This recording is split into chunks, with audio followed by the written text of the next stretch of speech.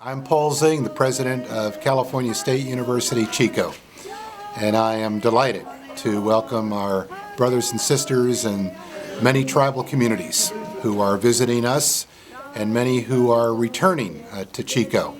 And of course, members of this Chico community and others who are here to commemorate an important event in our history that occurred 25 years ago. So we are here to remember, we are here to celebrate, and hopefully we are here to build a future that is focused on the connections between the past and our future and the connections that exist among all of us today.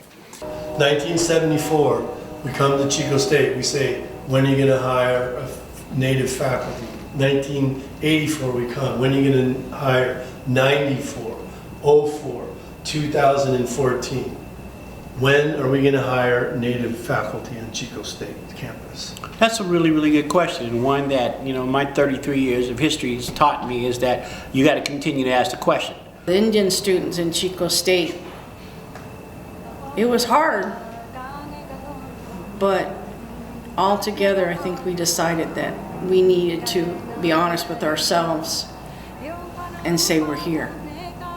And the things we're seeing around us isn't right no more.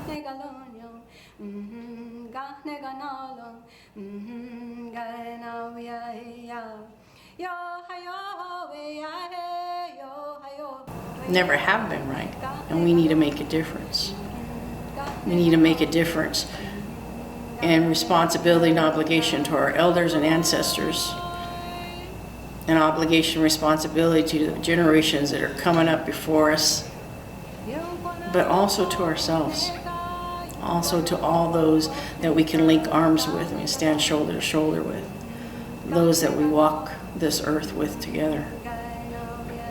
So that's why we became, I think, so involved, because it wasn't something that was sitting so quiet inside of ourselves. I'm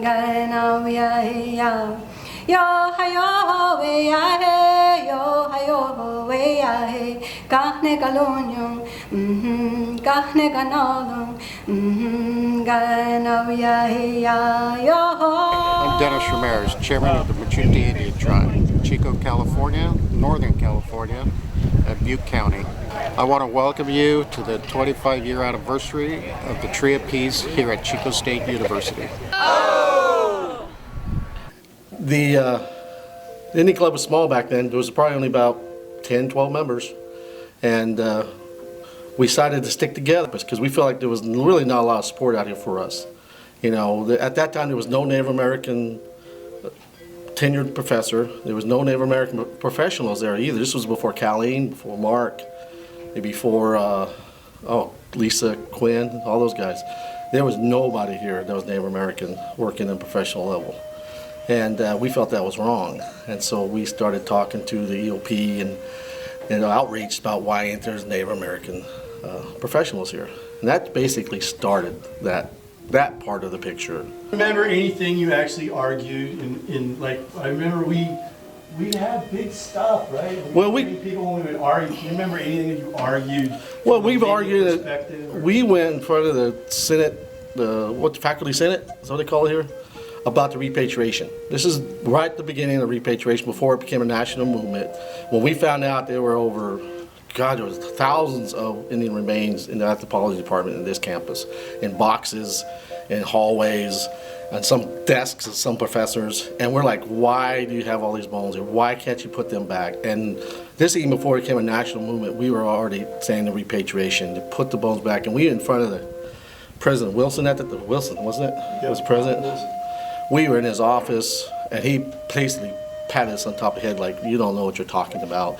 And we took our fight to the faculty senate, and we thought we'd get support there, but we really got very little support from them. They were mostly white, elderly men sitting on that faculty senate, and there wasn't that many women professors here at that time either. And they just basically treated us like we don't know what we're talking about. And we got mad, and we did marches, and we did sit-ins, and we had educational things. We put things on the mall. Back then, that was a free speech area when any student organization could use that grass anytime they want without approval of any administrator. Here, we went down to the Senate Select Committee with Dan Inouye. Students here had to do, what you call it when you, in front of the senator, deposition. Just led us on the other issues of not enough professionals here. We were fighting to trying to get one of our Indian professors here tenured, and that never got anywhere. He actually had to leave, got tenured at Davis. We fought that battle, and unfortunately, I was here from being a student till I left here almost 10 years, and they still didn't do a tenured Native American professor here. They still don't have one. My name is Lucy Quachinella. I'm an attorney, and I had the great honor, really, when I was just starting out many, many years ago. So we're talking over 30 years ago now. I had the great opportunity to work with the Indian students at Chico State. Unfortunately, at that time, there was a lot of discrimination against minority students, including the Indian students. And to their credit, they decided they needed to do something about it. I think at the time, they themselves were unsure whether or how the law could be a tool for them. And I'm not sure they even believed that there could be justice in our system.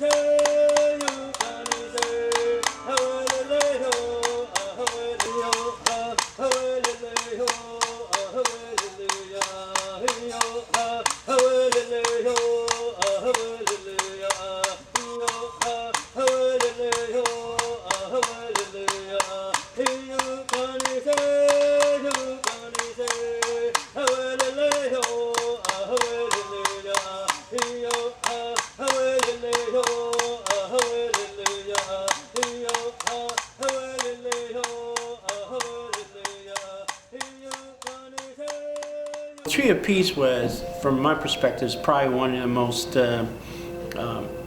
influential and most dramatic things that the university had an opportunity to experience. And the Tree of Peace was a project and a student-led opportunity for the university and campus community to heal.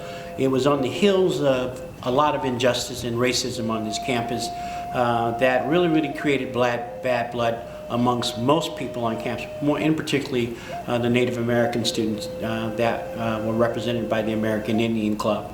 And what the club ended up doing in their recognition that the community needed to move forward was that they did some research and recognized that there was a movement in the nation called the Tree of Peace that was actually coming out of the East Coast. And there was the chief of the Mohawk Nation at that time, Jake Swamp, that was in the process of creating this movement for peace. And so they contacted him and asked him to come to Chico State to help us in the healing process. So it was actually their gift to this community in a way for us to move forward to try to get over all of the injustices that were happening campus-wide, but most in particular for Native American students that were here on this campus. And one of the teachers at that time was Gregory Shaw. And he had connections to the Tree of Peace and researched the Tree of Peace. And there was a time that came when we all felt that needed to happen here. And back in that rainy October, Jake Swamp came, and we had Indian elders from the south of California, from the north of California, and they gathered here in this place to celebrate the planting of the Tree of Peace and the perpetuation of peace among all people. Timing is everything.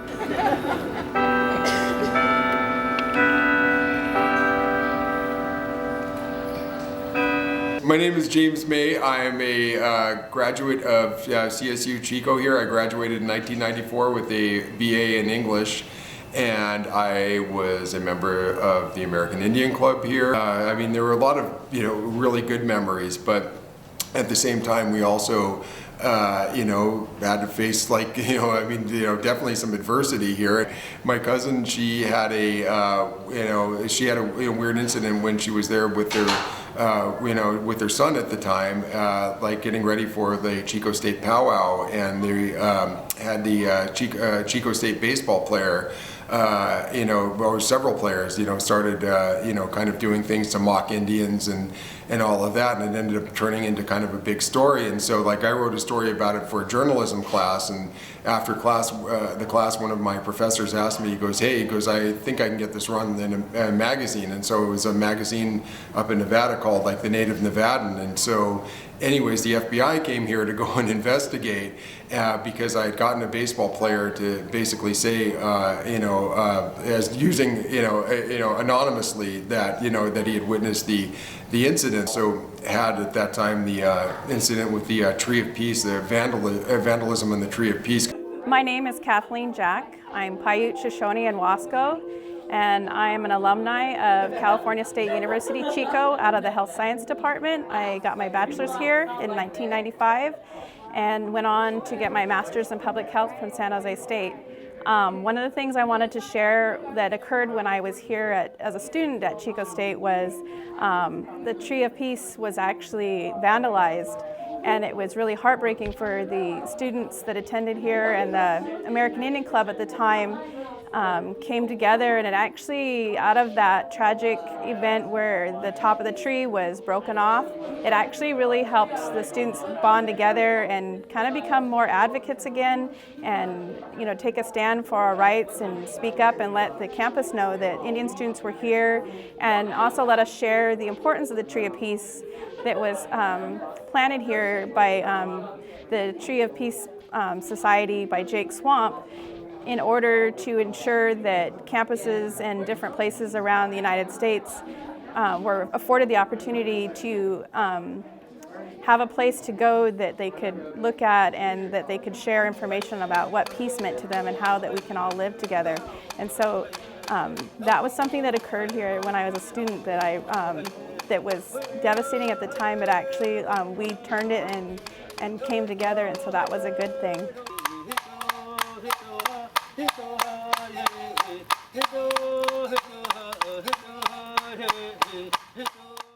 Sego Soguego. My name is Kahundisu. My English name is Elizabeth Nanticoke. I've come from Akwesasne, and we're here for a rededication to a tree planting my brother did, Jake Swamp. He planted a tree here at Chico University 25 years ago.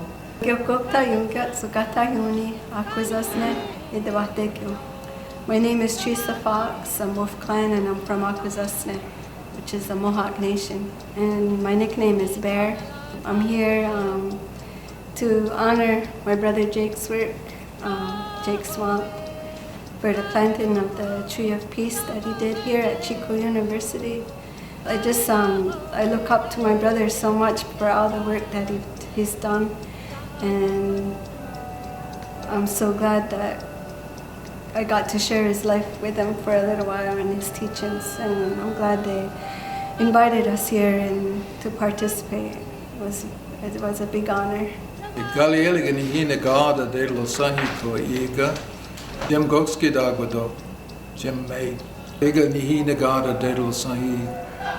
Tree of Peace reunion. Kind of like for all of us, you were the elder up here in the administration. You were the only elder any of us had. Yeah. And kind of like to watch down on us in a way. Can you kind of tell us maybe what that perspective was for you? Really am very happy that everybody is here at the Tree of Peace ceremony. This was my most wonderful experience was being here at Chico State, of all the places I've ever worked. It was largely due to the influence of the native people that were here, and they were just absolutely wonderful and very supportive of each other.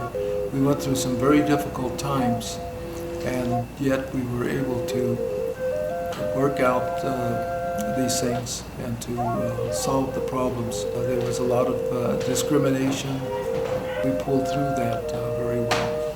It's been a real wonderful experience I'll never forget. My name is Susan Campbell. I'm Mountain Maidu. Was introduced to the people here at Chico State by my brother Doyle Laurie. Doyle would come and ask me to help out with like the salmon feed or the powwow or the fry bread, and it was a lot of fun. I was here when somebody came along and cut off the top of the tree. It was in October. And I can remember getting a phone call from Doyle and a couple of other people, I think Kimberly, and she was crying and she said, somebody destroyed our tree, somebody destroyed our tree. So we had a little ceremony where we had like a healing ceremony, and Doyle came in and talked about it. And one of the things Doyle said was, you know, it's just like us. You can cut down the heads of our people, and there will always be another branch that will take the top of that tree. And he says, just leave it like it is. Another branch from the top will start coming up, and it will form the top of that tree, and it will be the new leader.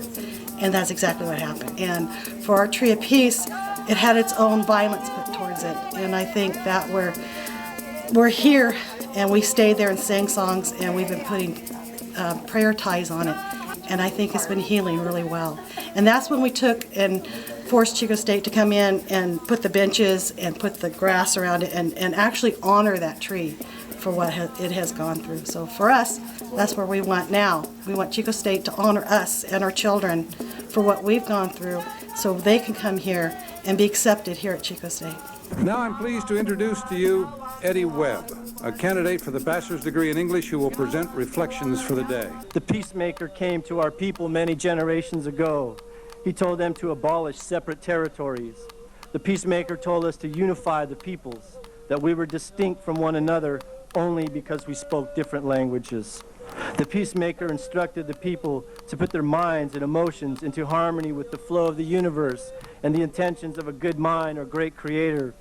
He told us that the principles of righteousness demand that all thoughts of prejudice, privilege, or superiority be swept away, and that recognition be given to the reality that creation is intended for the benefit of all, equally.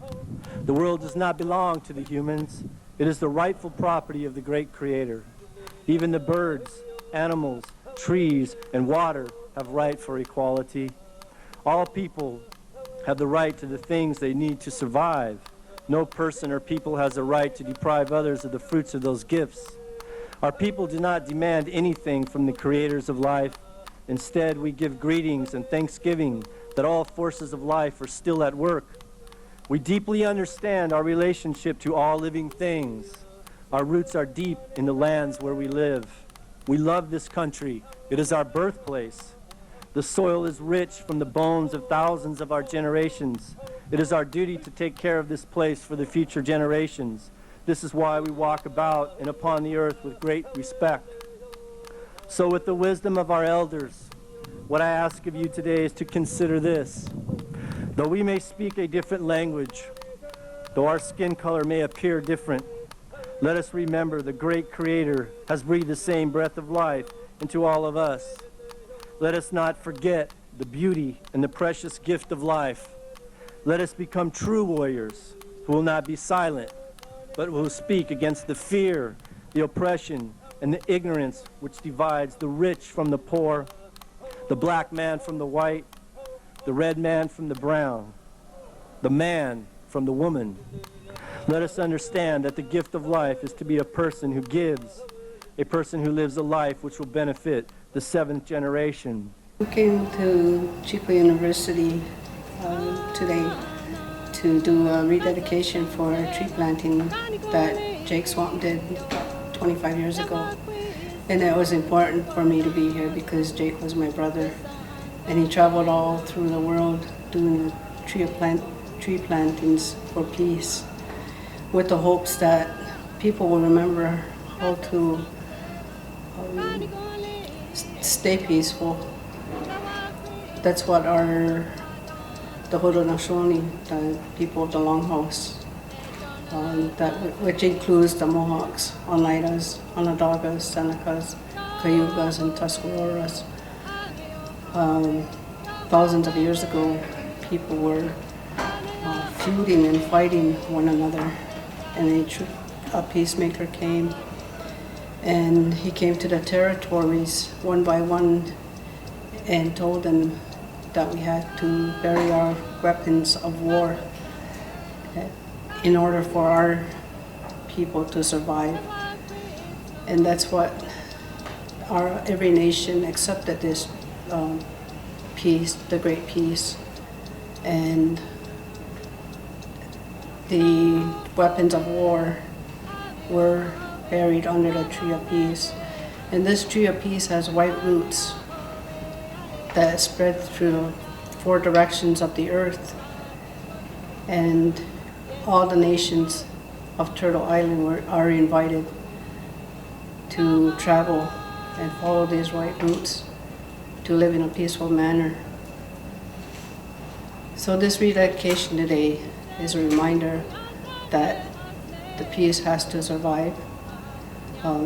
We have to remain respectful of one another and just love the people of the world. And that's all people of the world. Jake didn't stop with Turtle Island. I mean, just with our nations indigenous to North and South America. He included other nations. He went to China, he traveled to Japan, Australia. That's how much dedication he had to the Tree of Peace and what that symbolizes. And it's important to me because I also believe that we have to stop fighting. And a lot of wars are being fought today, and it's not to gain territory, and I think it's more of the corporations, and people just don't realize how valuable their lives are, more valuable than the oils or anything like that. A man filled with sorrow, walking the earth like there was no tomorrow. His eyes, they were filled with tears, and they fell like rain. He was walking the earth in emotional pain. I'm going to reach up high into the beautiful sky for the softest piece of leather that I can find. And I will stand by your side, then I will gently wipe your eyes so you can see again.